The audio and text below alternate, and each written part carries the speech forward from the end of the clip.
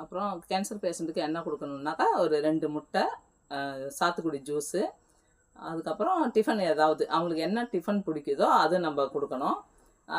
அதுக்கப்புறமும் அவங்கள அப்படியே விட்டுறக்கூடாது. கொஞ்சம் கொஞ்சம் என்ன கேட்குறாங்களோ கொடுக்கணும். மெயினாக என்ன கொடுக்கணும்னா, அவங்களுக்கு நிறைய தண்ணி குடிக்க சொல்லணும். தண்ணி கூட குடிக்கவே முடியாது. டேஸ்ட்டே பிடிக்காதனால வாய் கசக்கும்போது எந்த தண்ணியும் குடிக்க முடியாது. இந்த ஜூஸை விடவே மெயின் அவங்களுக்கு தண்ணி தான். தண்ணி எவ்வளோ அதிகமாக குடிக்கிறாங்களோ அவ்வளோ நல்லது. அதனால அடிக்கடி தண்ணி கொடுத்துக்கிட்டே இருக்கணும். அப்போ இந்த 21 நாள் கழித்து நம்ம அடுத்த கீமோக்கு போகிற வரைக்குமே நல்லா சாப்பிடணும் அவங்க. பிடிக்காதலைனாக்கா உடனே அவங்களுக்கு பிடிச்ச மாதிரி ஃபுட்டு கொடுக்கணும். லஞ்சும் அதே மாதிரி காய்கறி கீரைகளோடு இருக்கணும் சாப்பாடு கொடுக்கறது.